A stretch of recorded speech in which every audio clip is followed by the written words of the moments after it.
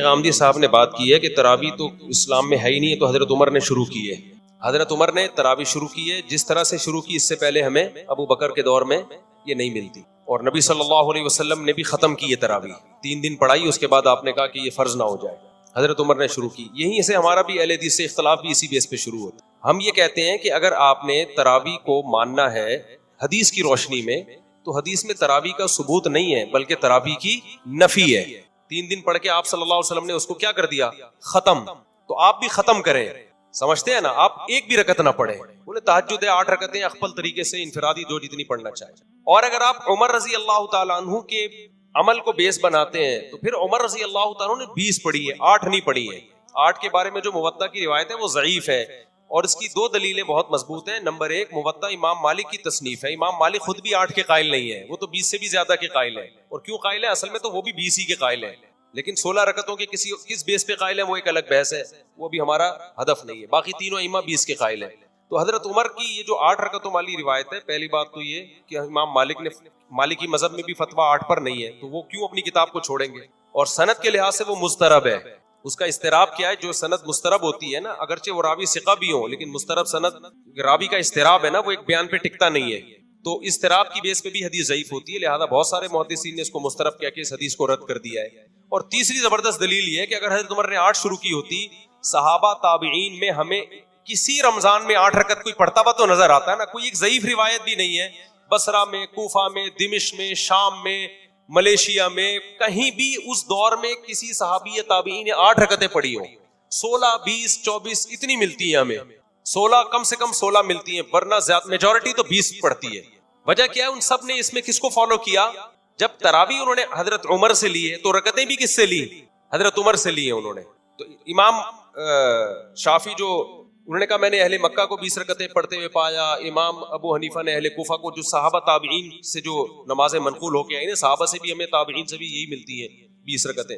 تو اس لیے ہمارا پہلا سوال تو اہل حدیث سے ہے کہ یہ کیا بات ہے؟ آپ بخاری کی 8 رکعتوں والی حدیث پیش کرتے ہو، نبی رمضان غیر رمضان میں 8 پڑھتے تھے، تو نبی کے عمل کو فالو کرنا ہے تو نبی نے تو 3 دن پڑھ کے کیا کر دیا؟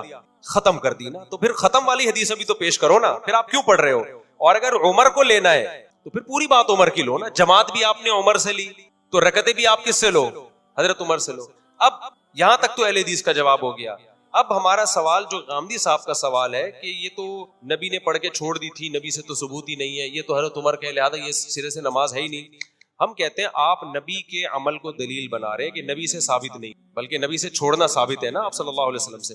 تو نبی کے عمل کو اگر آپ دلیل بنا رہے ہو تو نبی کے قول کو کیوں دلیل نہیں بنا؟ علیکم بسنتی وسنت الخلفاء الراشدین المہدیین، میری اور خلفائے راشدین کی سنت کو فالو کرو۔ تو یہ ہم عمر کو فالو کر رہے ہیں کس کے کہنے سے؟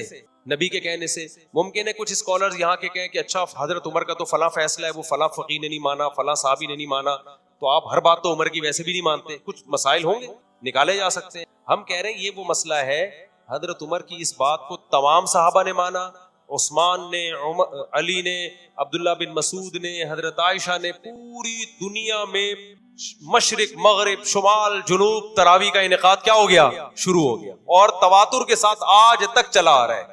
حتیٰ کہ حرمین میں پچھلے سال 10 رکعتیں ہوئی ہیں، اس سے پہلے 1400 سال میں کوئی نہیں دکھا سکتا 20 رکعت سے 1 رکعت کم ہوئی ہو۔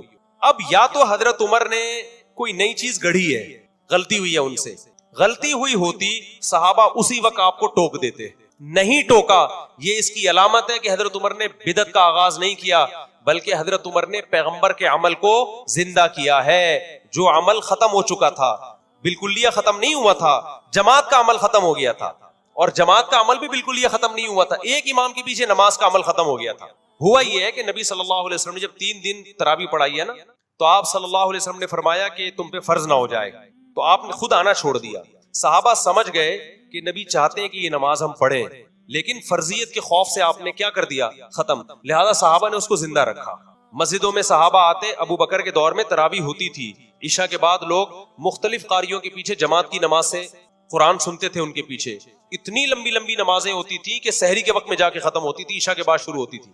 حضرت عمر جب آئے، حضرت عمر نے دیکھا کہ انہوں نے فرمایا کہ تم نے تو قرآن کو ٹکڑے ٹکڑے بنا لیے ہے، ایک مسجد میں اتنی جماعتیں کیوں ہو رہی ہیں؟ حضرت عمر نے یہ نہیں کہا کہ تم نے یہ بدعت کہاں سے ایجاد کی۔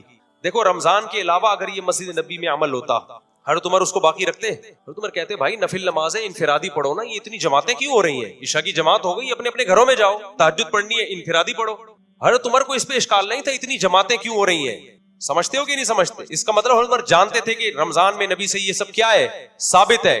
اور حضرت عمر یہ بھی جانتے تھے کہ یہ جو اہل حدیث حضرات حدیث پیش کرتے ہیں کہ نبی رمضان غیر رمضان میں 8 رکعت پڑھتے تھے, یہ اس موقع کی نہیں ہے, کیونکہ وہ انفرادی پڑھتے تھے, جماعت سے نہیں پڑھتے تھے. اگر وہ اس حدیث کو حضرت عمر فالو کرتے تو ان سے کہتے نبی نے 8 پڑھی ہیں, انفرادی پڑھی ہیں, تم بھی 8 پڑھو اور انفرادی پڑھو, انڈیویجولی پڑھو, جماعت کی تم کو اجازت نہیں ہے. حضرت عمر نے اس حدیث سے استدلال کیا جو نبی نے 3 دن پڑھی ہے, وہ والی نہیں تھی جو بخاری کی 8 رکعتیں. وہ کتنی رکعتیں تھی اس کے بارے میں ایک ضعیف روایت ہے 20 رکعتیں, لیکن حضرت عمر سے اس روایت کی تائید ہوتی ہے کہ وہ 20 ہی تھی. تو اب کیا ہے کہ حضرت عمر نے ان سب کو کہا کہ تم لوگ انفرادی طور پر نمازیں پڑھ رہے ہو, ایک امام کے پیچھے میں تمہیں جمع کروں گا. تو حضرت عمر نے کہا کہ مسجد میں امام کون ہوگا؟ ایک. وہ کتنی شروع کروائیں؟ ایک روایت میں 8 ہے, دوسری میں 20 ہے. 20 والی روایت کو صحابہ نے بھی لیا, چاروں اماموں نے بھی لیا. 8 رکعت والی روایت کو صدیوں تک کسی نے لفٹ نہیں کرائی, صدیوں تک. پوری روئے زمین پر نہیں ہوتی تھی, پوری. علامہ شامی نے 150-200 سال پہلے لکھے پوری روئے زمین پر 20 رکعت سے کم 1 رکعت بھی تراویح نہیں ہو رہی. اس کے بعد اہل حدیث نے کیا کہا, کتنی ہوتی ہیں؟ 8. ٹھیک ہے, کچھ علماء نے اس دور میں بھی کہا تھا کہ 8 ہوتی ہیں, لیکن ان کی بات کسی نے نہیں مانی, کیونکہ یہ بالکل شاذ قول تھا نا, اجماع امت کے خلاف قول تھا, تو اس کو رد کر دیا. علامہ ابن حمام ایک حنفی عالم گزرے, انہوں نے کہا کہ ثابت 8 ہے, پڑھ 20 بھی سکتے ہو. انہی کے بیٹے نے جو علماء تھے انہوں نے نفی کی, بھائی یہ میرے ابا کا تفرد ہے, ٹھیک ہے نا, یہ ان کی اپنی رائے ہے, یہ قابل قبول رائے نہیں ہے. تو چند ایک ایسے گزرے. اب پریکٹیکلی اس کو علامہ انور شاہ کشمیری نے لکھا کہ نبی سے کچھ ثابت نہیں, 8 ہے کہ 20 ہے. پھر آگے یہ بھی لکھا کہ دلائل کی روشنی میں 20 ہی ہیں, لیکن اہل حدیث علامہ انور شاہ کشمیری کی بھی آدھی بات لیتے ہیں کہ دیکھو نبی سے کچھ بھی ثابت نہیں. تو وہ علامہ انور شاہ کشمیری کا مطلب یہ ہے کہ اجماع صحابہ اور تابعین اور ائمہ اربعہ کا بھی تو اجماع ہمارے لیے حیثیت رکھتا ہے نا, لیکن وہ ان کی وہ والی عبارت نکالتے ہیں. خود علامہ انور شاہ کشمیری بھی 20 رکعتیں ہی پڑھا کرتے تھے, آخر دم تک 20 ہی کا فتویٰ دیتے رہے ہیں. وہ سمجھتے ہو گے نہیں سمجھتے؟ تو اب جا کے اس کو, تو غامدی صاحب کو ہم یہ کہیں گے کہ بھئی حدیث میں آتا ہے میری اور خلفائے راشدین کی سنت کو لازم پکڑو. تو اگر حضرت عمر شروع نہ کراتے, ہم نہ کرتے, ہم کہتے وہ جو حدیث ہے نا نبی نے جو 3 دن بعد چھوڑ دی تھی, وہ چھوڑی اس لیے تھی تاکہ امت نہ پڑھے, لیکن صحابہ نے پڑھی, حضرت عمر نے کی اور کسی صحابی نے اعتراض نہیں کیا, تو اس کا مطلب ہمیں حدیث سمجھنے میں غلطی ہو رہی ہے. حدیث کا اصل مطلب یہ تھا, صحابہ کے عمل کو سامنے رکھ کے پتہ چلتا ہے کہ بھئی فرض نہ ہو جائے, مطلب سنت تو رہے, فرض نہ ہو جائے. تو صحابہ نے اس کی سنیت کو کیا رکھا, باقی رکھا. حضرت عمر نے کہا کہ نبی کے دور میں تو ایک امام کے پیچھے پڑھی ہم نے, تو مسجد نبی میں بھی ایک ہی امام کے پیچھے ہم پڑھیں گے, الگ الگ مختلف ٹکڑوں میں امامت نہیں کی جائے گی, ایک مسجد میں ایک امام ہوگا. اس وقت سے لے کے مسجد نبوی میں پچھلے سال سے پچھلے سال تک ایک امام کے پیچھے 20 ہی پڑھی آ رہی ہیں, جب سے حضرت عمر نے شروع کرائی ہیں. ایک رمضان بھی ایسا نہیں آیا کہ 20 سے کم ہوئی ہو. اب جا کے حکومت سعودیہ نے اس کو چینج کر دیا, اور اب 20 کے بجائے کتنی ہو رہی ہیں, 10 سال. تو اب اہل حدیث حوالہ دیتے ہیں, دیکھو حرم والوں کو قرآن و سنت کو فالو کر رہے ہیں. ہم کہتے ہیں بھائی 1400 سال کا حرم وہ ہمارے لیے ایکسیپٹیبل ہے, آج کے حرم میں غلطی ہو سکتی, یا تو 1400 سال کو غلط بولو یا آج کو غلط بولو. سمجھتا نہیں ہے نا بات کو, جب نہیں پڑھے گا رات کو تو نہیں سمجھے گا بات کو. تو غامدی صاحب تو تراویح کی شروع سے منکر ہے. اور کمال کی بات, ایک تراویح کے بارے میں ایک بڑی خاندانی بات میں اکثر یہ بھی کرتا ہوں, جس کو ہمارے جو اہل حدیث حضرات ہیں وہ بالکل ہی پی جاتے ہیں. بعض لوگ غلط جواب دیتے ہیں. اسلاف نے اس کو تراویح کا نام دیا, میں نے نہیں دیا. مصنف ابن ابی شیبہ میں روایت ہے کہ جو رمضان میں جماعت کے ساتھ نماز پڑھی جاتی تھی, اسلاف نے اس کو نام کیا دیا, تراویح. تبھی تمام محدثین تراویح کا باب قائم کرتے ہیں, قیام اللیل میں بھی لاتے ہیں, تراویح میں بھی لاتے ہیں الگ سے. کیوں نام دیا یہ بھی حدیثوں میں ہمیں ملتا ہے, مصنف ابن ابی شیبہ, مصنف عبدالرزاق میں, کہ وہ 4 رکعتوں کے بعد تھوڑا آرام کیا کرتے تھے, اسٹے کرتے تھے. اسلاف علماء دیوبند یا بریلوی نہیں, یہ کون تھے, اسلاف. تو اہل حدیث اپنے آپ کو سلفی کہتے ہیں نا. تو اسلاف 4 رکعتوں کے بعد کیا کرتے تھے, تھوڑا ریسٹ, پھر 4 رکعتیں. تو 4 رکعتوں کو ترویحہ کہا گیا. کہ کیا کہا گیا, ترویحہ. تراویح جمع اقصا ہے, بہت سارے ترویح ہے, اس کو تراویح کی نماز کہا جاتا ہے نا.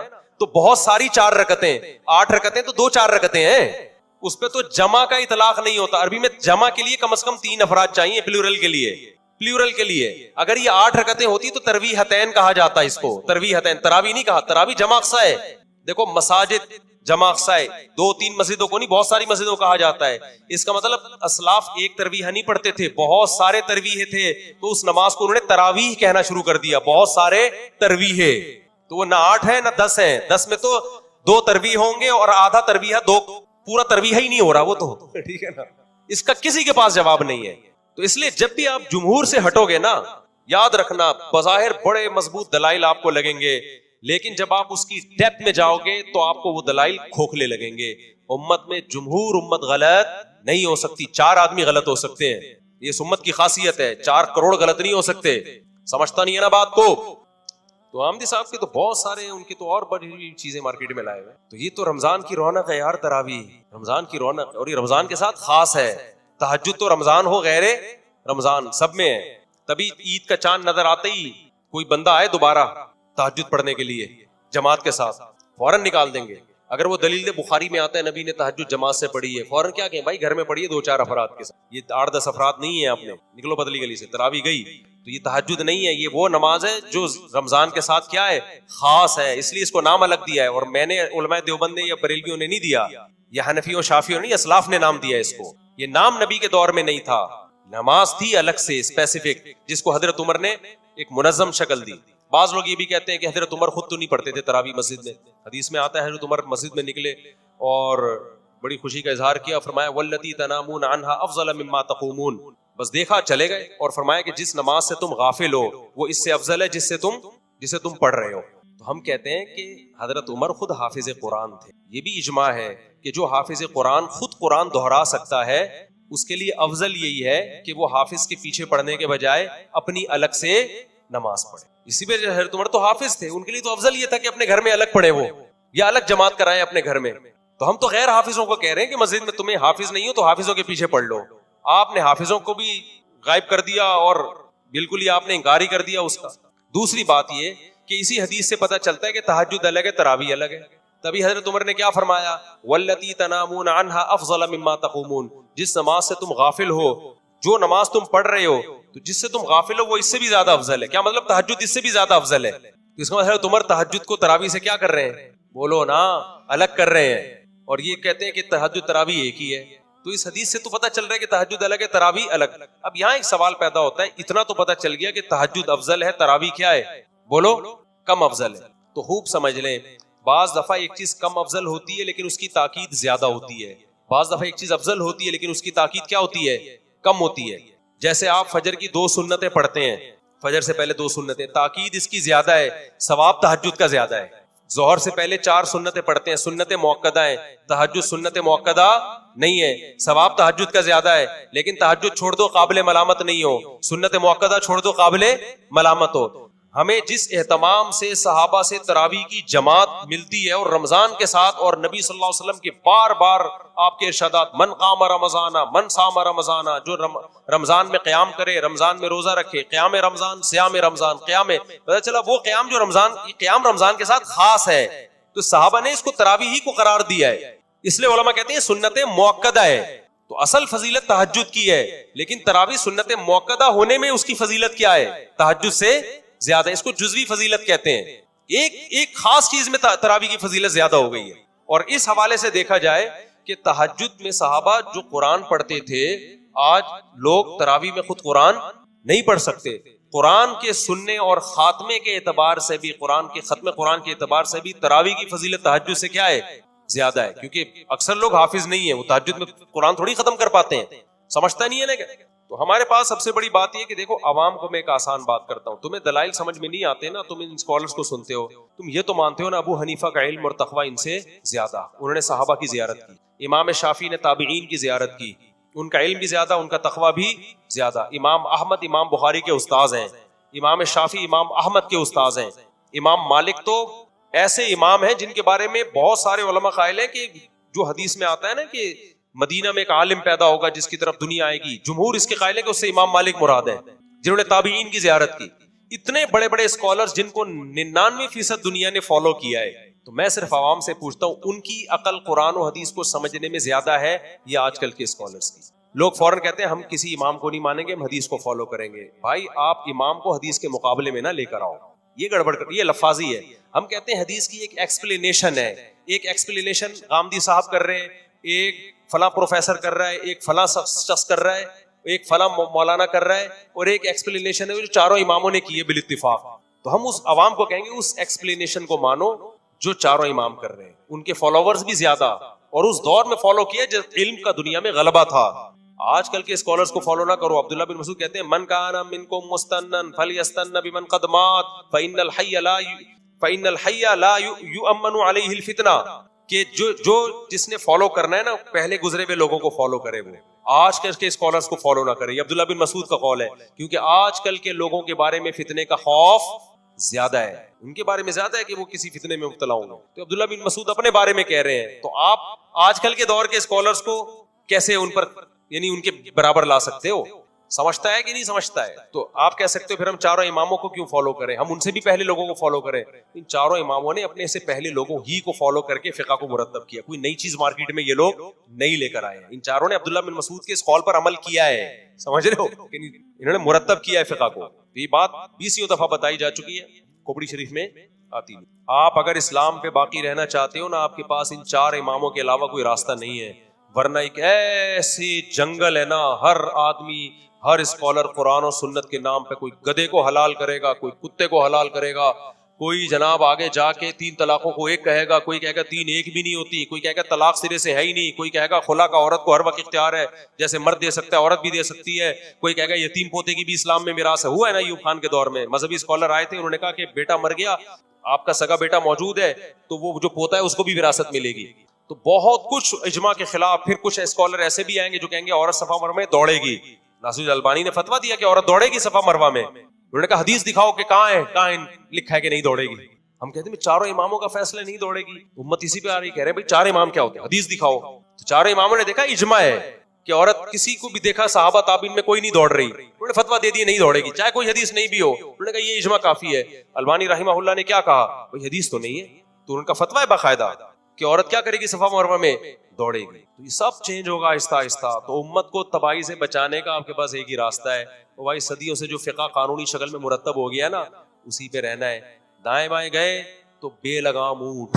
ایک نے, میں نے ڈاکٹر اسرار رحمہ اللہ کی فضیلت پہ بھی بیان کیا نا, تو میں نے کہا ڈاکٹر اسرار کا ایک اچھا کارنامہ تھا, ایک نیا فقہی مسلک نہیں نکالا انہوں نے, انہی فقہا کے پابند رہے جو پہلے چلے آ رہے ہیں. کسی نے لکھا کہ جب تک یہ مولوی لوگوں کو فقہی پابندیوں سے نہیں نکالیں گے نا, مسلمان قوم ترقی نہیں کرے گی. بعض لیبل بڑے اچھے ہوتے ہیں, یعنی فقہی پابندیوں سے نکال کے قرآن و سنت بھی نہیں لائے گی ڈائریکٹ. لیبل اچھا ہے لیکن اس کا اصل میں مطلب پتہ ہے کہ اس کو یوں کہنا چاہیے, جب تک مولوی لوگ لوگوں کو بے لگام اونٹ کی طرح نہیں بنائیں گے نا کہ جو چاہے قرآن و حدیث کی اپنی طرف سے جو چاہے تشریح کرے, جب تک امت ایسی بے لگام اونٹ نہیں بنے گی اس وقت تک ہم ترقی نہیں کریں گے. تو آپ بے لگام اونٹ بنا رہے ہو لوگوں کو. جو اٹھتا ہے قرآن و سنت کے نام پہ کوئی بھی مارکیٹ میں فتویٰ لے آتا ہے, اسے کہا جائے کوئی ریفرنس دو کس فقی کا یہ فتویٰ, کہہ رہے فقہ شقہ کو نہیں ہم مانتے, فقہ شقہ کو نہیں, ہم فقہ کو نہیں مانتے. تو اس کا مطلب سارے گھاس کھا رہے تھے.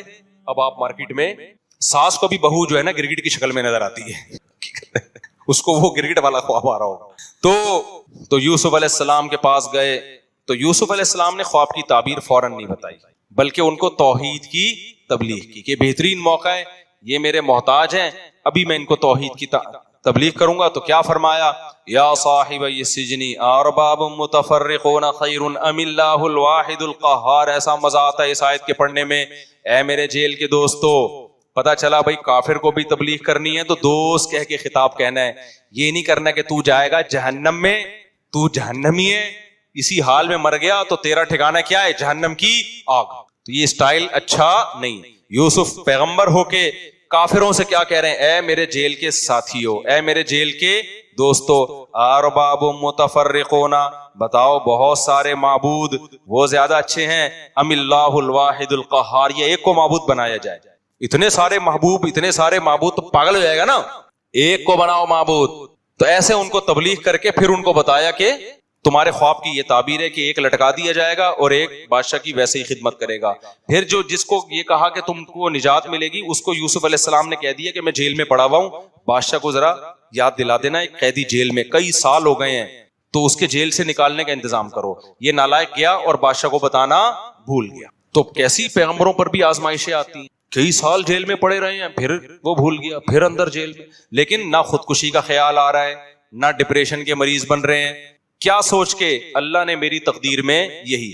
ہم ہوتے, ہم کہتے ایک تو اللہ کے لیے میں برائی سے بچا.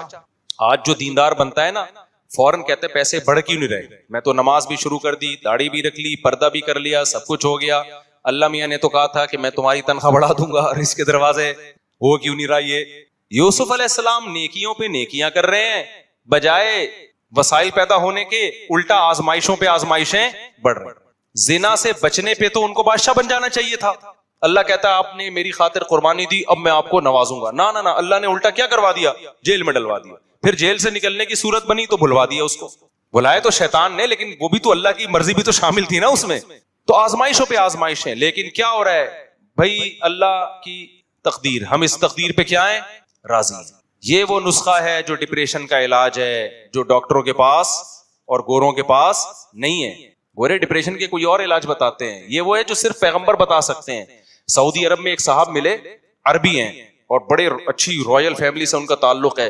کسی نے مجھے بتایا کہ ان کا 4 یا 5 سال کا بیٹے کی ڈیتھ ہو گئی ہے، اور جو بتانے والے تھے وہ انڈین ہیں۔ انہوں نے کہا کہ میں اس بندے کے حوصلے اور صبر کو داد دیتا ہوں، کیسے اس نے صبر کیا ہے۔ تو میری ان عربی سے بات ہوئی، میں نے ذرا تعزیت کی، تو میں نے کہا آپ نے کیسے صبر کیا؟ اس نے آیت پڑھی، کہتا ہے میں نے جب قرآن میں دیکھا، میرے بڑا چہیتا بیٹا تھا، اس کی جب ڈیتھ ہوئی اچانک، تو میں نے قرآن میں دیکھا، قرآن کہہ رہا ہے وَلَنَبْلُوَنَّكُمْ بِشَيْءٍ مِّنَ الْخَوْفِ وَالْجُوعِ وَنَقْصٍ مِّنَ الْأَمْوَالِ وَالْأَنفُسِ وَالثَّمَرَاتِ، اللہ کہہ رہے ہم تمہیں ضرور آزمائیں گے، مال میں کمی کے ذریعے بھی اور اولادوں میں جانے بھی لے کر۔ تو کیا ہوگا اللہ آزمائش کے بعد؟ وَبَشِّرِ الصَّابِرِينَ، اے نبی جو ان مصیبتوں میں صبر کرے اس کو خوشخبری سنا دیں۔ کیسے صبر کرے؟ الذین اذا اصابتہم مصیبہ، یہ وہ صبر کرنے والے لوگ ہیں جب ان کو کوئی مصیبت پہنچتی ہے، قالوا، تو یہ کہتے ہیں انا للہ، ہم اللہ کے غلام ہیں، اللہ کو حق ہے جو چاہے کرے، وانا الیہ راجعون، اور ہم نے لوٹ کر اسی کے پاس جانا ہے، اس مصیبت پہ وہ ہمیں اس کا آلٹرنیٹ دے گا۔ یہ 2 جملے کہتے ہیں اور صبر ان کو آ جاتا ہے۔ تو اے نبی آپ ان کو خوشخبریاں سنا دیں۔ تو کہتے ہیں میں نے جب یہ آیت پڑھی تو میرا غم کیا ہو گیا؟ ختم۔ ہمارے یہاں کیا ہوتا ہے؟ کیوں مرا ہے بھائی؟ پھر ایسی فضول بحثیں ہیں، وہ اصل میں اس ڈاکٹر نے ٹیکا ادھر لگانا تھا ادھر لگا دیا ہے نا، یہ ڈاکٹر ہیں ہی 2 نمبر۔ پھر یہ ہوگا، پھر وہ ہوگا، پھر سر دیواروں سے مار رہے ہیں، ڈپریشن میں جا رہے ہیں، 6 مہینے گولیاں کھا رہے ہیں، رو رو کے جب دیکھتے ہیں نا اب زندہ ہونے کا کوئی چانس بچا نہیں ہے۔ کیا خیال ہے؟ سب کچھ کر کے دیکھ لیا، پھڈا بھی کر لیا، اللہ سے لڑ بھی لیے، ڈپریشن میں 20 لوگوں سے پھڈا کر لیا، آخر میں کہتے ہیں اب چلو یار اللہ کی مرضی، بھائی اللہ نے دیا تھا، اللہ کی مرضی۔ لاسٹ میں اینڈ میں یہ آ رہا۔ اور ایک تو چھوٹا سا بس واقعہ سنا کے بیان ختم کروں میں، سچی مچی کا آخری واقعہ۔ آج کل یہ بہت ہو رہا ہے، معاشقے چلتے ہیں نا تو لوگ تہجد میں پھر ایک دوسرے کو مانگتے ہیں۔ لڑکیاں تہجد میں مانگ رہی ہوتی ہیں اللہ مجھے یہ والا مل جائے، یہ ہو رہا ہے بہت۔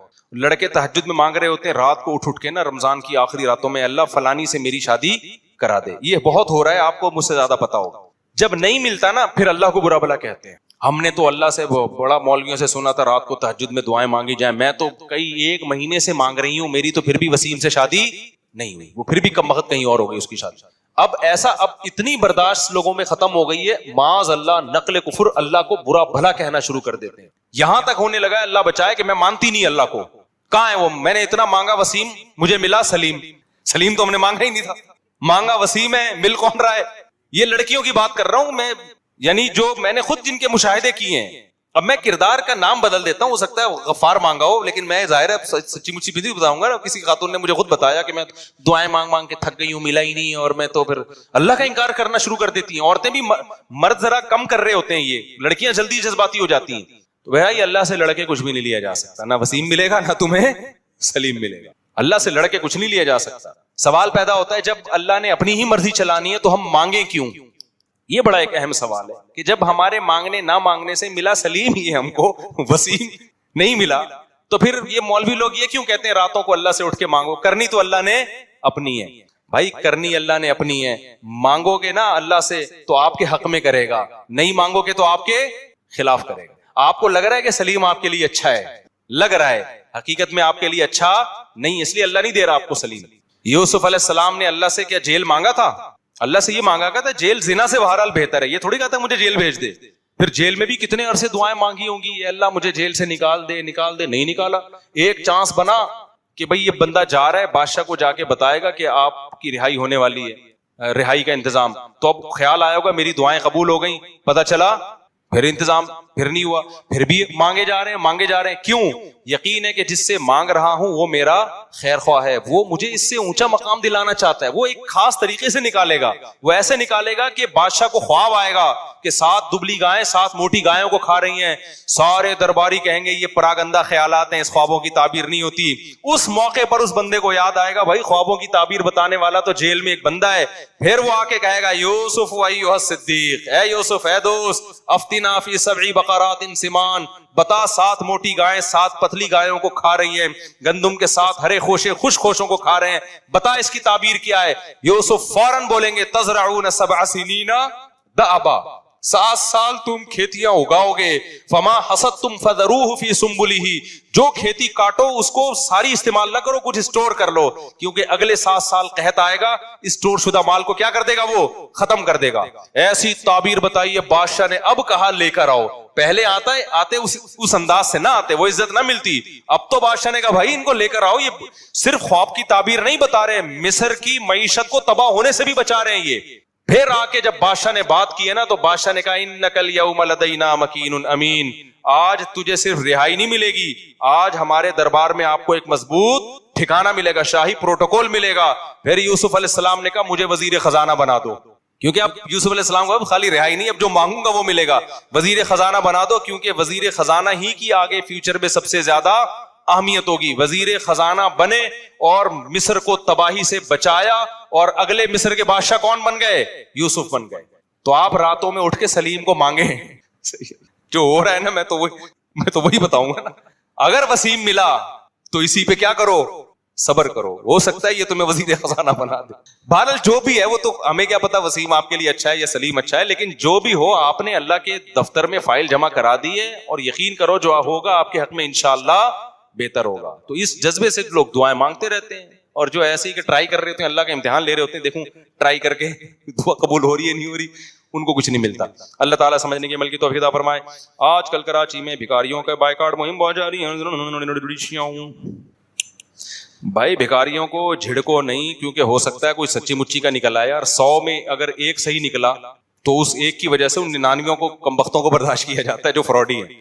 تو جب آپ کو یقین ہو کہ فراڈی ہے تو پھر دھتکار دو, لیکن ویسے سائل کو دھتکارنا اگر وہ سچی مچی کا نکلا تو پھر بڑا خطرناک ہے. بیان کے بعد یہ کیا لے کہ تھوڑا وقت دیتے, بہت اہم بات کرنی ہے. طارق بھائی آپ ٹھیک ہے, آپ جزاک اللہ, آپ تو ریکویسٹ کرنے کی ضرورت نہیں ہے, آپ بولیں یار, آرڈر کریں یار. جو لوگ طلاق کے بعد یعنی میاں بیوی آپس میں رہتے ہیں, طلاق کی بات چھپاتے ہیں, کئی سال انہوں نے بالکل ان کا بائیکاٹ کریں. 3 طلاقوں کے بعد بھی میاں بیوی رہ رہے ہیں, ان سے دور ہو جائیں, ان کو بولیں تم لوگ زنا کر رہے ہو, کٹ جائیں ان سے, تعلق ختم کر دیں ان سے.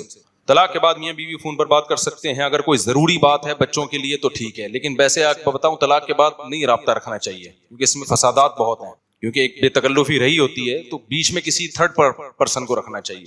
بہرحال کوئی بہت شدید ضرورت کی بات ہو تو جائز تو ہے, لیکن فتنے کا بہرحال یہ ایک ذریعہ ہے. ظاہر ہے بہت سخت دباؤ اور جبر ہے آپ کے اوپر, تو ایسے موقع پہ ایسا کام کرنے کی ضرورت ہے جس سے آپ کو ثابت قدمی ملے اور اللہ کا قرب حاصل. تو اس کا سب سے بہترین طریقہ قرآن کہتا ہے نماز. یعنی اے نبی صلی اللہ علیہ وسلم آپ نماز کو مضبوطی سے تھامیے تاکہ آپ کو ثابت قدمی ملے, آپ کو اللہ کا قرب ملے. کیونکہ جس اللہ کے لیے کام کیا جا رہا ہے نا, جب تک اس اللہ سے رشتہ مضبوط نہیں ہوگا تو اس کام میں آپ ثابت قدم نہیں رہ سکتے. اور اللہ سے رشتہ مضبوط کرنے کا سب سے بڑا ذریعہ نماز ہے.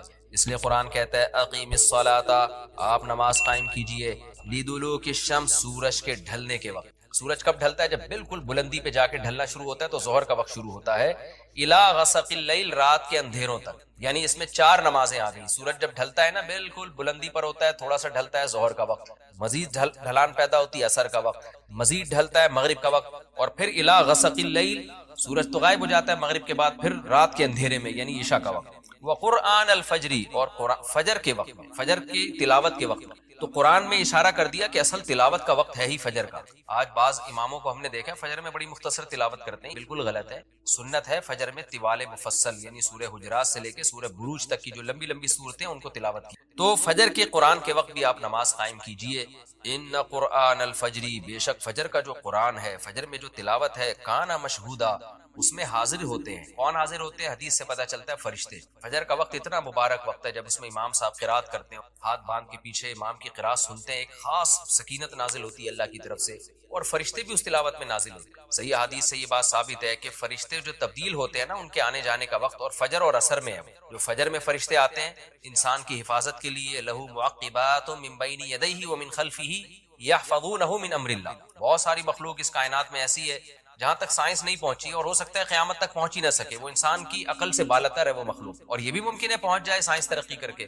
وہ مخلوق انسان کو نقصان پہنچانے کی کوشش کرتی ہے، تو اس مخلوق سے بچانے کے لیے جن میں جنات ہیں سر فہرست، ان سے بچانے کے لیے اللہ نے فرشتوں کا انتظام کیا۔ تو حدیث میں آتا ہے صبح و شام، قرآن سے بھی یہ بات ثابت ہے، صبح و شام فرشتوں کی باریاں چینج ہوتی ہیں اور وہ ہماری حفاظت کے لیے اللہ کی طرف سے متعین ہوتی ہے۔ ان کی جو حاضری ہے ان فرشتوں کی وہ فجر کے وقت میں ہوتی ہے، اور یہ بھی حدیث سے ثابت ہے کہ بہت سے فرشتے صرف تلاوت سننے کے لیے زمین پہ اترتے ہیں۔ تہجد کے بارے میں حدیث میں آتا ہے کہ جب کوئی شخص تہجد میں قرآن کی تلاوت کرتا ہے تو فرشتے آنا شروع ہوتے ہیں اور اس کے جو ہے نا لبوں پہ اپنے منہ کو رکھ لیتے ہیں اس کی تلاوت کو چکھنے کے لیے۔ اتنا فرشتوں کو لطف محسوس ہوتا ہے تہجد کی تلاوت میں، اور پھر وہ تانتا بناتے بناتے جو ہے نا ایک دوسرے پہ سوار ہوتے ہوتے آسمان کی بلندیوں تک پہنچ جاتے ہیں۔ تو فجر کی نماز میں بھی یہ فضیلت ہے۔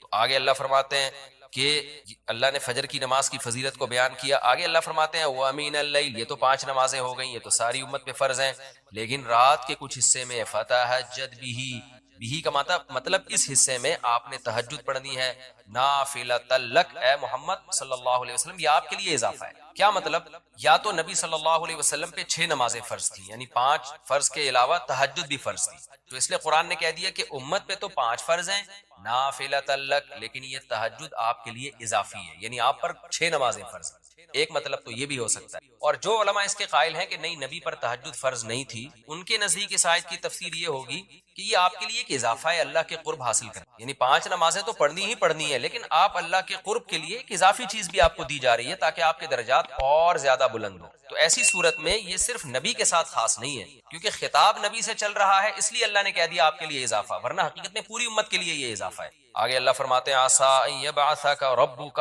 امید ہے کہ آپ کو آپ کا رب پہنچا دے مقام محمود۔ یہ مقام محمود کیا ہے؟ شفاعت کبریٰ، یعنی تمام پیغمبر نبی کے پاس آئیں گے کہ آپ سفارش سے آغاز کریں، یعنی سفارش کا آغاز آپ سے ہوگا، پھر آپ صلی اللہ علیہ وسلم سفارش کریں گے۔ تو یہ ایک سب سے اونچا مقام ہے جو اللہ قیامت کے دن رسول اللہ صلی اللہ علیہ وسلم کو دے گا، اور جس سے آپ کی تمام پیغمبروں پر فضیلت ثابت ہوگی کہ جب تک آپ کی طرف سے شفاعت کی ابتدا نہیں ہوگی کوئی اور پیغمبر سفارش نہیں کریں گے۔ تو اللہ نبی صلی اللہ علیہ وسلم کو تسلیاں دے رہا ہے کہ یہ مشرکین کا جو آپ کے اوپر بے پناہ دباؤ ہے، جبر ہے، آپ اس میں تسلی رکھیے، آپ نماز قائم کریں اور تہجد کی پابندی کریں، اللہ نے آپ کو بہت بڑا آگے چل کے مقام دیا۔ چونکہ نبی صلی اللہ علیہ وسلم بھی بشر تھے، ان کے دباؤ کی وجہ سے آپ بھی ایک پریشانی میں آتے تھے، تو اس لیے اللہ آپ کو ثابت قدم رکھنے کے لیے آپ صلی اللہ علیہ وسلم کو یہ خوشخبریاں سنا رہا ہے کہ آپ نے اپنا اس عمل کو فوکس کرنا ہے، نماز اور تہجد کو، تاکہ آپ کا اللہ سے قرب رہے، اور اللہ آپ کو خوشخبری دے رہا ہے کہ امید ہے آپ کا رب آپ کو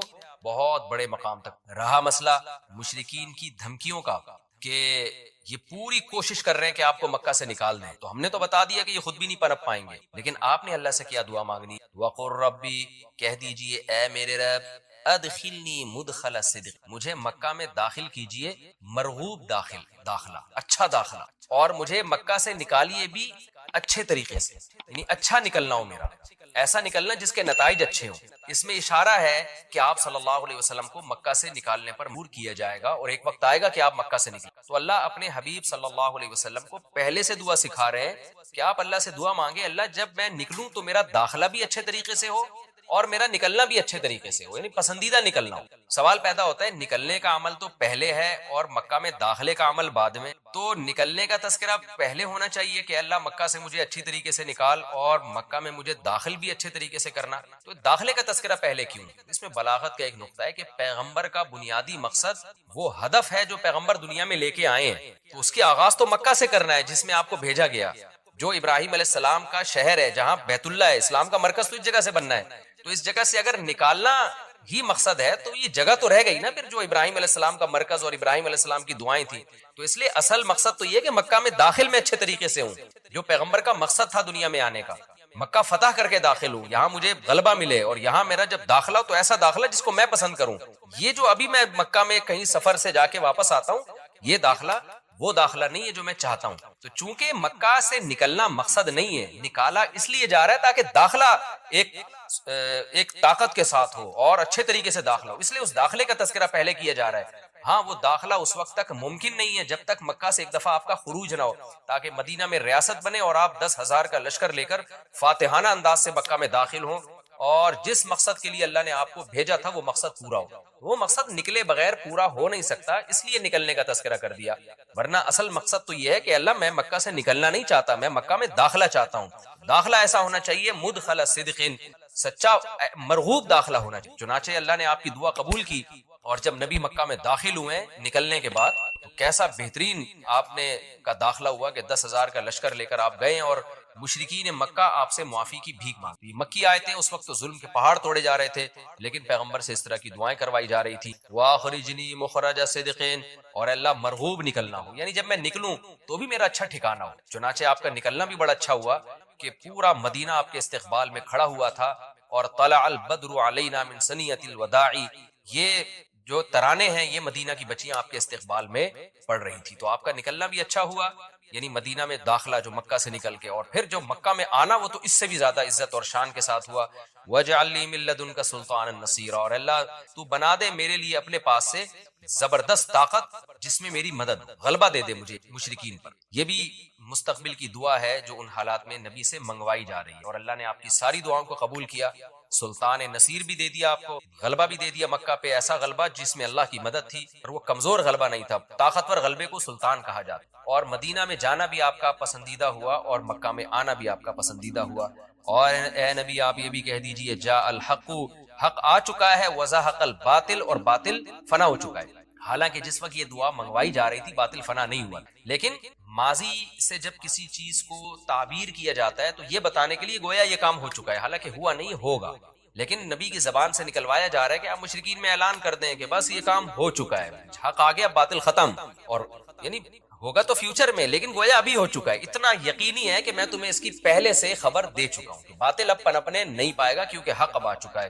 ان الباطل کان زہوقا، اور باطل تو ہے ہی فنا ہونے والی چیز، جب حق آتا ہے تو باطل فنا ہو جاتا ہے. نبی صلی اللہ علیہ وسلم جب مکہ مکرمہ میں داخل ہوئے نا تو آپ بتوں کو چھڑیوں سے گراتے تھے، چھڑی سے.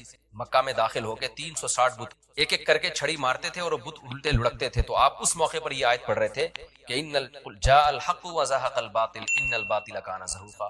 کیا کیفیات بنتی ہوں گی صحابہ کی اور پیغمبر کی اس وقت کہ جو خوشخبری ان کو 13 سال پہلے دی گئی تھی، کئی سال پہلے دی گئی تھی اور یقینی دی گئی تھی کہ یہ ہو چکا، تو اللہ نے اپنی آنکھوں سے دکھا دیا کہ کیسے بتوں کو بیت اللہ سے نکالا جا رہا ہے اور اللہ کے گھر کو کیسے شرک سے پاک کیا. وَنُنَزِّلُ مِنَ الْقُرْآنِ مَا هُوَ شِفَاءٌ وَرَحْمَةٌ لِّلْمُؤْمِنِينَ، اور قرآن کہہ رہے ہیں ہم قرآن نازل کرتے ہیں جس میں مومنین کے لیے شفا ہے. یعنی اے نبی آپ کی تسلی کے لیے اور بھی ہم بتائیں آپ کو کہ ہم یہ جو آیتیں نازل کر رہے ہیں نا اس میں مومنین کو بھی شفا مل رہی ہے، ان کی اصلاح ہو رہی ہے شرک سے اور برے عقیدوں سے، اور مسلمانوں کے لیے یہ رحمت ہے، ان کو تسلیاں بھی مل رہی ہیں. وَلَا يَزِيدُ الظَّالِمِينَ إِلَّا خَسَارًا، اور ظالمین کے خسارے میں اضافہ ہو کیونکہ ظالمین اس پر عمل نہیں کر رہے، حجت تمام ہو رہی. وَإِذَا أَنْعَمْنَا عَلَى الْإِنسَانِ أَعْرَضَ وَنَأَىٰ بِجَانِبِهِ، قرآن کہتے ہیں ہم جب انسان پر احسان کرتے ہیں تو وہ اعراض کرتا ہے اور اپنے پہلو کو ہٹا دیتا ہے. نعمت ملنے کے بعد بجائے اللہ کے قریب ہونے کے اللہ سے دور ہوتا ہے. وَإِذَا مَسَّهُ الشَّرُّ، اور جب انسان کو کوئی مصیبت پہنچتی ہے کان یئوسا، تو مایوس ہونے لگتا ہے. انسان کے بارے میں شکایت کی جا رہی ہے کہ اس کا اللہ پر ایمان نہیں ہے. پیغمبر کا مقصد ہے اللہ سے جوڑنا. تو یہ جو مشرکین ہیں جو اللہ کو نہیں مانتے، یہ خوشیوں میں بھی اللہ کو بھولتے ہیں اور غم میں بھی اللہ کو بھولتے ہیں، اسباب کو دیکھتے ہیں. لہٰذا جب اسباب کو آپ دیکھتے ہو اور پریشانی آتی ہے تو اسباب بتا رہے ہوتے ہیں پریشانی دور نہیں ہو سکتی، تو مایوس ہونے لگتے ہیں، ڈپریشن میں جاتے ہیں. اور جب خوشی آتی ہے تو اپنا کمال سمجھتے ہیں لہٰذا اترانے لگتے ہیں اور خدا سے دور ہو جاتے ہیں. تو اے نبی ان سے کہہ دیجئے کل یعمل علی شاکلتی، ہر شخص اپنی نیچر کے مطابق عمل کر رہا ہے. اچھے لوگ کیا کرتے ہیں کہ جب انہیں خوشی ملتی ہے تو شکر ادا کرتے ہیں اور غم آتا ہے تو مایوس نہیں ہوتے، ان کو پتہ ہے غم اللہ دور کر سکتا ہے. فَرَبُّكُمْ أَعْلَمُ، تمہارا رب خوب جانتا ہے بِمَنْ هُوَ أَهْدَىٰ سَبِيلًا، کون ان دونوں فریقوں میں سیدھے راستے پر چل رہا ہے. جو غموں میں لبرل، جو سیکولر نام نہاد لبرل لوگ ہیں، ان کا یہی مسئلہ ہے کہ ہم نے کسی کا دل تو نہیں دکھایا نا. ہم نے اگر جوا بھی کھیلا ہے تو بتا کے کھیلا ہے نا، اتنے پیسے تو لگا، اگر یہ چاند آ گیا تو میرے، ہم تو وہ والا جوا بتائیں گے نا جو کراچی میں چل رہا ہے، چھاپ آ گیا تو تیرے. تو اس میں کیا ہے؟ جب وہ راضی ہے، سود میں کیا ہے جا رہا ہے؟ 1,00,000 روپے دے کے اگر اس سے ہم 50,000 اضافی لے رہے ہیں تو وہ راضی ہے نا، اس پہ چوری تھوڑی کر رہے ہیں، کسی کا دل تو نہیں دکھا رہے ہیں. مسلمان اس حیثیت سے نہیں دیکھتا مسلمان اس حیثیت سے دیکھتا ہے کہ یہ آرڈر کس کا ہے؟ اللہ کا آرڈر ہے. بھائی اللہ کا جب آرڈر ہے تو آرڈر دینے والے کے احسانات اگر زیادہ ہوں، بہت زیادہ، اور اتنے احسانات کہ قرآن کہہ رہا ہے لو کان البحر مدادا لکلمات ربی لنفد البحر قبل ان تنفد کلمات ربی ولو جئنا بمثلہ مددا. ساری دنیا کے درخت قلم بن جائیں، ساری دنیا کے سمندر سیاہی بن جائیں، اور تم اللہ کے احسانات لکھنا شروع کرو، اللہ کے کلمات لکھنا شروع کرو، سمندروں کی سیاہی خشک ہو جائے گی اور درخت کے قلم گھس گھس کے ختم ہو جائیں گے. اللہ کے جو تم پر احسانات ہیں وہ ختم نہیں ہوں گے. سر کے بال سے لے کے پاؤں کے ناخن تک کتنے احسانات ہیں. جس خدا کے احسانات کے سمندر میں ڈوبے ہوئے ہیں وہ ہمیں آرڈر دے رہا ہے کہ فجر پڑھ لو. آپ کا یار میری آنکھ نہیں کھلتی. وہ آپ کو آرڈر دے رہا ہے ظہر پڑھ لو. وہ یہ تھوڑی کہہ رہا ہے سارے دن بیٹھ کے نمازیں پڑھو. وہ یہ تھوڑی کہہ رہا ہے صبح اٹھنا ہی ہے نا. وہ کہہ رہا ہے جلدی اٹھ جاؤ، انسان کے بچے بن جاؤ، صبح ٹائم پہ جلدی اٹھ جاؤ. میں تھائی لینڈ میں تھا، میں نے 6 بجے دیکھا ساری مارکیٹیں کھلی ہوئی ہیں. میں نے کہا ان کے لیے مارکیٹوں کے لیے پوری قوم کا اٹھنا بہت آسان ہے، اور ہمارے لیے خدا کا حکم سمجھ کے فجر کے لیے اٹھنا مشکل کام ہے. وجہ کیا ہے؟ کنفیوز ہے، پتہ نہیں خدا کا آرڈر ہے بھی یا نہیں ہے تو ہلکا لے لیا. ہلکا کیوں لیا؟ اس ہلکا لینے میں ایک تو نظریات کی خرابی، دوسرا ہلکا کہ 27ویں رات میں آپ رو رو کے دعائیں کریں تو اگلے پچھلے سارے کیا ہو جاتے ہیں؟ پچھلے تو ہوتے ہیں، اگلے بھی وہ کرواتے ہیں ہم. تبھی 27ویں رات میں جب ختم قرآن کے موقع پہ لوگ دعائیں مانگ رہے ہوتے ہیں نا، ایسے نوجوانوں کو میں جانتا ہوں، ان کا عید والے دن فلم دیکھنے کا پورا پروگرام ہے. ان کا پورا پلان ہوتا ہے کہ ہم فلم دیکھیں گے جا کے، اور نئی فلم آ رہی ہے عیدوں پہ، اکثر نئی فلمیں چلتی ہیں نا، تو اب تو پتہ نہیں پاکستان میں چل رہی ہے کہ نہیں چل رہی، تو ہم جو ہے یہ کریں گے وہ کریں گے، اور پھر رو رو کے دعائیں ہوتی ہیں، اور گرل فرینڈ کا فون بج رہا ہو، اس کو کہتے ہیں ابھی تھوڑا دعا سے فارغ ہو جاؤں پھر بات کروں گا میں آپ. تو وجہ کیا ہے بھائی؟ آپ اللہ کے آرڈر کو کیا لے رہے ہو؟ ہلکا لے رہے ہو. رمضان میں جو ہر ایک کے گناہ معاف ہوتے ہیں نا، تو حدیث میں یہ بھی تو آتا ہے کہ بہت سے روزے دار ایسے ہیں جن کو روزے میں بھوک کے علاوہ کچھ بھی نہیں حاصل ہوتا، حالانکہ روزہ تو وہ بھی رکھ رہے ہیں.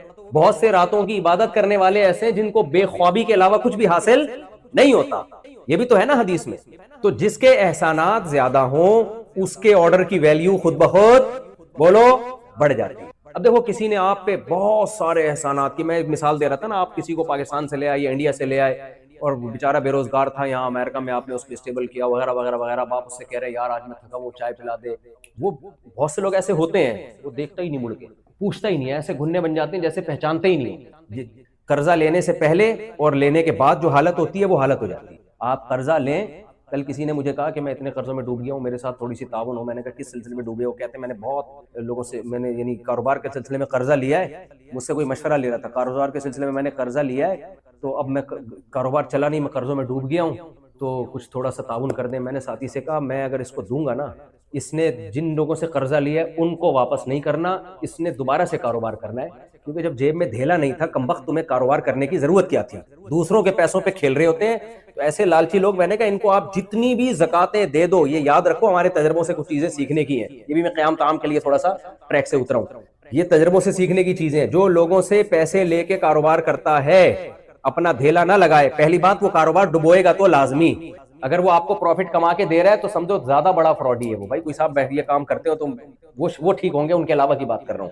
ہاں، تو وہ جو پیسے لے گا نا آپ سے، وہ لے کے ڈبوئے گا پہلی بات. اور اگر پروفٹ دے رہا ہے تو زیادہ خطرناک ہے، وہ اعتماد بحال کر رہا ہے تاکہ اور زیادہ دے، پھر آخر میں لے کے بھاگے گا. اور دوسرا، بھاگنے کے بعد جب اس پہ قرضے چڑھیں گے تو پھر وہ لوگوں سے زکاتیں لے کے یہ نہیں کرے گا کہ جن کا قرضہ ان کو واپس کرے. وہ جہاں کہہ رہے 10 آدمیوں کا قرضہ چڑھا ہوا ہے تو ایک ان کا بھی چڑھ جائے تو کیا آ جا رہا ہے؟ تو اس میں کون سا ایسا ٹینشن والی بات ہے؟ تو جس کے احسانات کے بوجھ تلے آپ ڈوبے ہوئے ہو، اس کا چھوٹا سا حکم کی نافرمانی بھی یہ چھوٹی نافرمانی کہلاتی ہے یا بڑی نافرمانی کہلاتی ہے؟ تبھی تو اسلام میں سب سے زیادہ جن کے احکامات کی تاکید کا حکم ہے، جن کے ساتھ حسن سلوک کا حکم ہے، وہ کون ہے؟ بولے نا زبان سے، وہ ماں باپ ہے. اچھا، جس نے آپ پر احسان کیے یا آپ نے جس پر احسان کیا، اب آپ اس کا کوئی کام نہ کر رہے ہو تو کوئی قانون حرکت میں آتا ہے بھائی؟ ایک آدمی کو آپ نے چلنا سکھایا، ایک آدمی کو آپ نے بے روزگار تھا، بہت کچھ نواز دیا آپ نے، اب آپ اس سے چھوٹا سا کام کہتے ہو، وہ پہچاننے سے بھی انکار کر دیتا ہے، تو کوئی کیس ہو سکتا ہے اس کے خلاف؟ کوئی بھی نہیں ہو سکتا، کیونکہ یہ اللیگل نہیں ہے نا، یہ اللیگل نہیں ہے. لیکن یہ حلال ہے، حرام ہے، حرام ہے، اللہ نہیں چھوڑے گا قیامت کے دن. سمجھ میں آ رہی ہے بات کہ نہیں آ رہی؟ تبھی اسی سے یہ سمجھیں کہ جو والدین کو اولڈ ہاؤس میں جمع کرا لیتے ہیں، اللیگل نہیں ہے، یہ لیگل ہے. یہ امریکہ میں کیا ہے؟ یہ لیگل ہے، اور اس پہ کوئی کیس نہیں بنتا. گورا اگر اپنے ماں باپ کو اولڈ ہاؤس میں جمع کرا دیتا ہے تو کہتے ہیں لیگل ہے، اور کہتے ہیں وہاں زیادہ اچھے ہوتے ہیں، کیرم بورڈ بھی کھیلتے ہیں، سنوکر بھی کھیل رہے ہوتے ہیں، اور بہت کچھ ہوتا ہے وہاں پہ، اور وغیرہ وغیرہ. گھر میں وہ سب تو اولڈ ہاؤس کو ہمارے یہاں بھی پروموٹ کرنا شروع کر دیا. یہاں لوگ آتے ہیں ولاگ بناتے ہیں, دیکھو اولڈ ہاؤس ایسی بری چیز نہیں ہے, بہت زبردست چیز ہے. میں کہتا ہوں تمہارا بھی انجام پھر اولڈ ہاؤس ہی ہوگا. یہ ولاگ بڑھاپے میں اپنے بچے کو دکھانا کہ بیٹا مجھے بھی وہاں جا کے جمع. تو کوئی کیس نہیں بنتا, پاکستان میں بھی نہیں بنتا. لیکن مجھے ایک بات بتاؤ, اللہ چھوڑ دے گا؟ اللہ کہے گا تیری ماں نے تجھے پیدا کرتے ہی اولڈ ہاؤس میں کیوں جمع نہیں کرا دیا, یہ چائلڈ ہاؤس میں کیوں جمع نہیں کرا دیا؟ تیری ماں نے کیوں تجھے سنبھال کے رکھا تھا؟ تیرے باپ نے کیوں تجھے گود میں اٹھائے گھومتا تھا؟ تیری پریشانی پہ وہ پریشان ہوتا تھا, تیری غم پہ وہ رویا کرتا تھا, تیری خوشی پہ وہ خوش ہوا کرتا تھا. یہ اس کے جذبات تھے.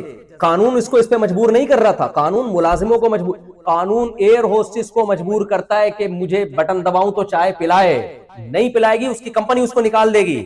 ماں اور باپ کو کوئی مجبور نہیں کرتا, وہ اپنی محبت میں اولاد کی خدمت کرتے ہیں.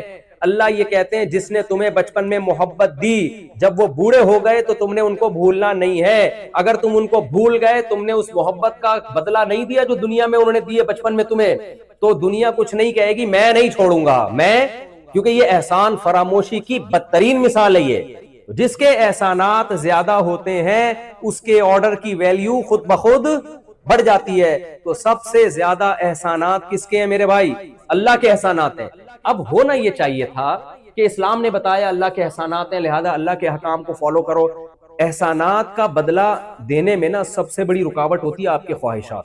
مثال کے طور پر آپ اسٹیبل ہو گئے, کسی نے آپ پر بڑے احسانات کیے, اب آپ کو ظاہر ہے اس کی بات, اس کا کام کرنا پڑے گا, اس کی خدمت کرنی پڑے گی. انسان اس سے جان چھڑاتا ہے. انسان چاہتا ہے کہ میں آزاد رہوں, مجھ پہ کسی قسم کی کوئی ذمہ داری نہ آئے.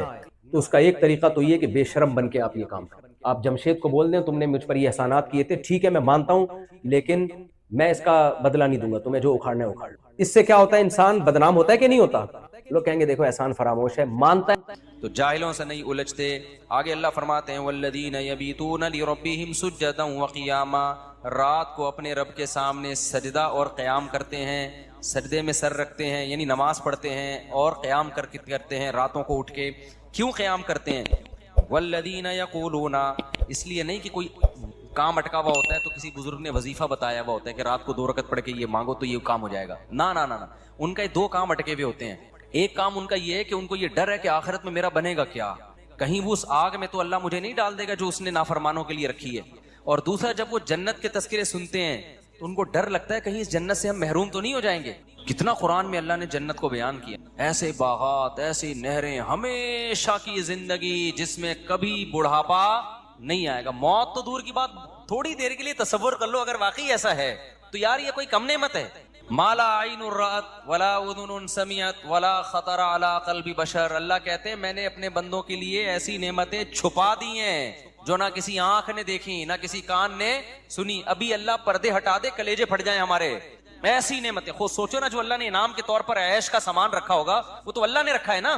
دنیا میں اتنے مزے کی چیزیں اللہ نے پیدا کر دی ہیں, شدید بھوک لگی ہوئی ہو ٹائٹ والی, اور گرم گرم نہاری آئے, اس میں نلی بھی ہو اور مغز بھی ڈلا ہوا, اور گرم گرم ہوٹل کی وائٹ آٹے والی روٹی ڈاکٹروں کے مشورے کے بغیر, کیونکہ جہاں ڈاکٹر کا مشورہ ہوگا نا کھانے میں مزہ ختم ہو جائے گا. یہ ذہن میں رکھو, جب مزے کی چیز کھانے کا دل کیا کرے تو ڈاکٹر سے کبھی بھی مشورہ نہیں لیا.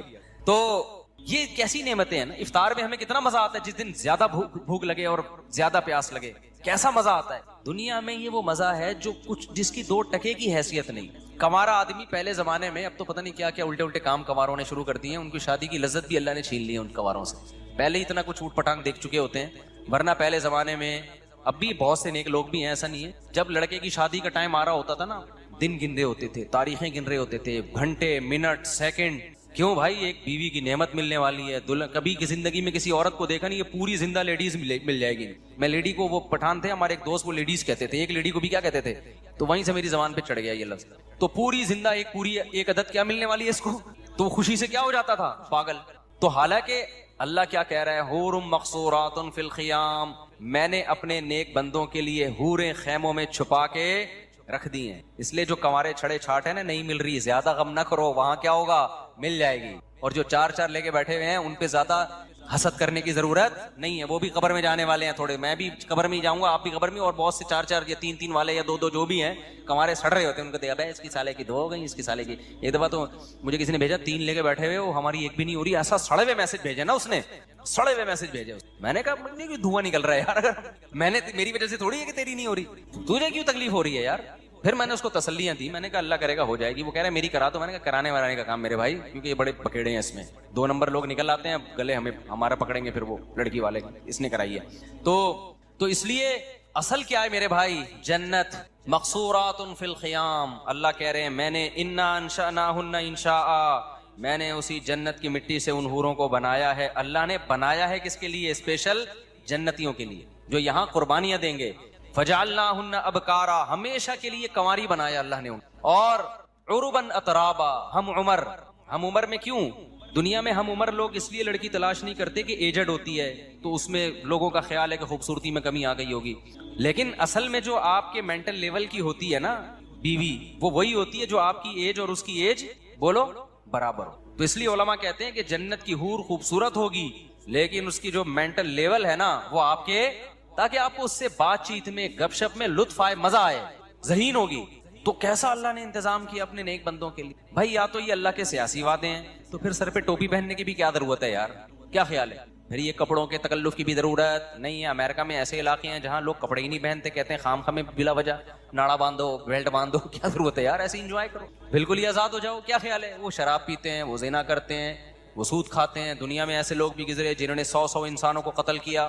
کیوں کر دیا؟ بولا بھائی جب کوئی حساب و کتاب ہی نہیں ہے تو 100 کیا 200 کو مار دو بھائی, جس کی لاٹھی اس کی بھینس. ان کو جب سمجھایا ظلم ہے تو کہنا کیا ہے ظلم ہے تو ہم کریں گے ظلم. ایسے لوگ ابھی بھی ہیں, شیطانی قوتوں کو پروموٹ کر رہے ہیں, وہ ماؤں کے باپوں کے قتل کرواتے ہیں پیسوں کی خاطر. ایسے لوگ بھی ہیں, چند ٹکوں کی خاطر ماں کو قتل کر دیا. تو کیا خیال ہے اللہ چھوڑ دے گا ان کو؟